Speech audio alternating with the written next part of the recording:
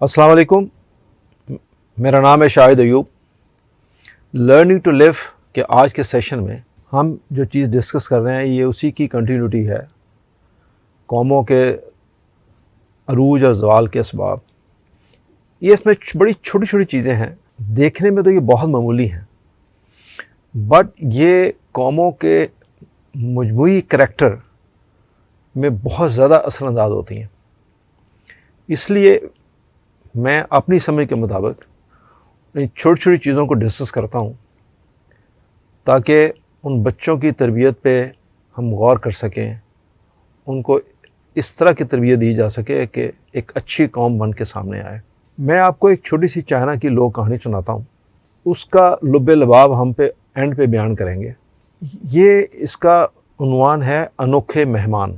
چین کی لوک کہانی میں سے ایک مشہور کہانی ہے۔ ایک خاتون گھر سے باہر نکلیں تو ان کی نظریں 3 بزرگ شخصیات پر پڑیں جن کے چہروں پر سفید داڑھی ان کی نورانیت میں مزید اضافہ کر رہی تھی۔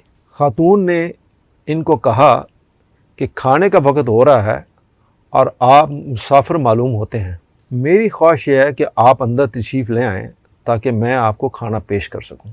ایک بزرگ نے سنجیدگی سے سوال کیا کہ کیا گھر کا مالک موجود ہے یا نہیں؟ تو خاتون نے جواب دیا کہ وہ تو نہیں ہے۔ تو ان بزرگوں میں سے ایک نے جواب دیا، پھر ہم نہیں آ سکتے۔ دوسرے بزرگ نے دل نشین مسکراہٹ کے ساتھ بھی انکار کر دیا۔ شام میں جب اس خاتون کا شوہر گھر آیا تو خاتون نے پورے واقعے کا نقشہ اس کے سامنے پیش کیا۔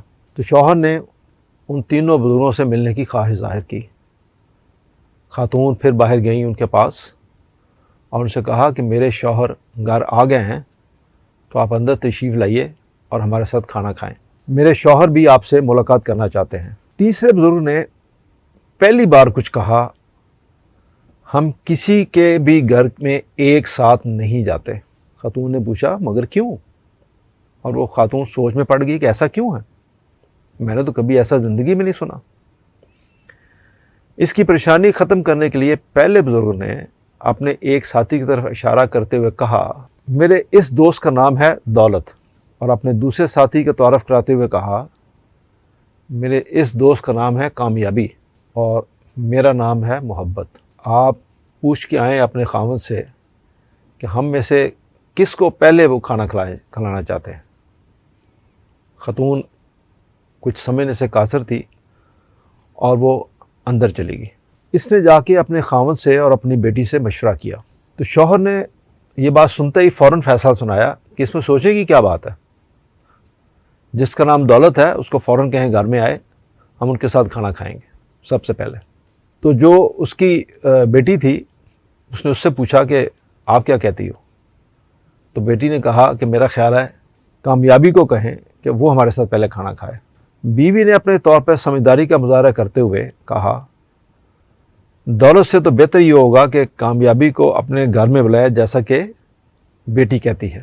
تو ان کے گھر میں ان کی ایک بہن بھی تھی۔ بہن کھڑی ہوئی ساری بات کو غور سے سنا۔ اب اس نے بھی مشورہ دینا اپنا فرض سمجھا۔ اس نے کہا کہ محبت کو بلانا کیسا رہے گا؟ سوچے تو صحیح، ہمارا گھر محبت سے بھر جائے گا۔ دونوں کو بہن کی بات سمجھ میں آ گئی اور وہ بھی محبت کو گھر میں بلانے پر راضی ہو گئے۔ بیوی باہر گئی اور کہا، آپ میں سے محبت کون ہے؟ برائے مہربانی آپ آئیں اور ہمارے مہمان بن جائیں۔ محبت اٹھی اور گھر کی جانب چلنا شروع ہو گئی۔ محبت کے پیچھے پیچھے دولت اور کامیابی بھی خاموشی سے چلنے لگی۔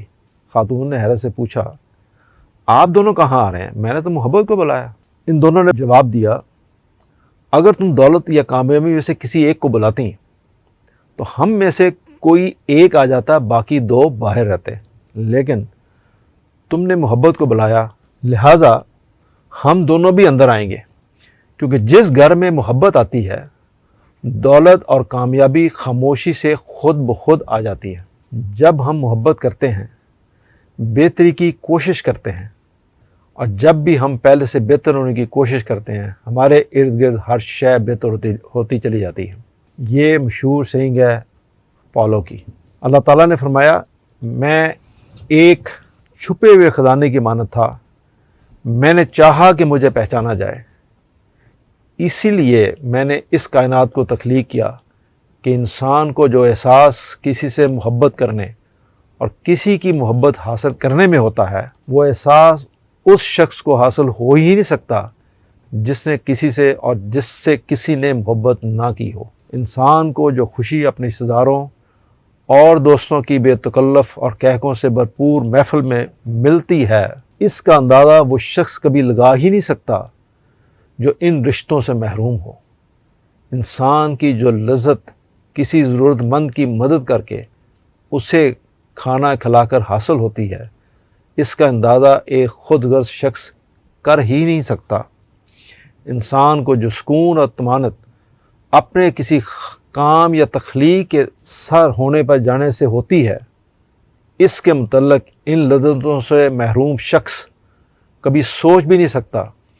ان تمام ذائقوں سے آشنا ہونے کے لیے لوگوں کا ہونا ضروری ہے۔ ہم اس دنیا میں اکیلے نہیں ہیں، اور اگر اکیلے ہوتے تو زندگی بے نام ہو کر رہ جاتی۔ کوئی تصویر بنانے کا کیا فائدہ ہوتا جب کوئی دیکھنے والا ہی نہ ہو؟ کوئی گیت ترتیب دینے کا کیا فائدہ ہوتا جب کوئی سننے والا ہی نہ ہوتا؟ کسی ایجاد کا کیا مقصد ہوتا جب کوئی استعمال کرنے والا ہی نہ ہوتا؟ زندگی کے تمام رنگ پھیکے پڑ جاتے ہیں۔ زندگی کو بھرپور انداز سے وہی لوگ جیتے ہیں جن کے تعلقات رشتہ داروں، دوستوں اور دوسرے لوگوں سے خوشگوار اور دلچسپ ہوتے ہیں۔ شاندار اور پرجوش زندگی گزارنے کے لیے زندگی کو سمجھنا اور ان کو نبھانا آنا چاہیے۔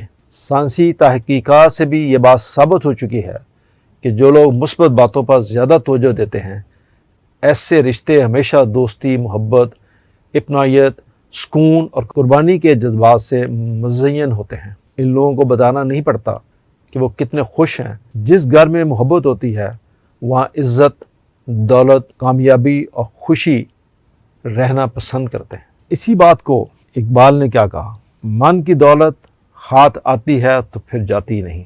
من کی دولت ہاتھ آتی ہے تو پھر جاتی نہیں، تن کی دولت چھاؤں ہے، آتا ہے دن، جاتا ہے دن۔ تو محبت کے صلے میں جو آپ کو من کی دولت حاصل ہوگی، اس کے مقابلے میں دولت کی کوئی ویلیو نہیں ہے۔ دولت جب جائے گی تو آپ کو احساس ہوگا کہ آپ کتنے غریب ہیں۔ ایک اور موقع پر اقبال نے کہا، محبت کا جنوں باقی نہیں ہے۔ مسلمانوں سے مخاطب ہو کے وہ کہہ رہے ہیں کہ تمہیں کیا ہو گیا؟ محبت کا جنوں باقی نہیں ہے، مسلمانوں میں وہ خون باقی نہیں ہے۔ اس بات کو سمجھیے اور دولت کے پیچھے بھاگنے کی بجائے محبت کے پیچھے بھاگیں۔ توجہ کے لیے شکریہ۔ اللہ حافظ۔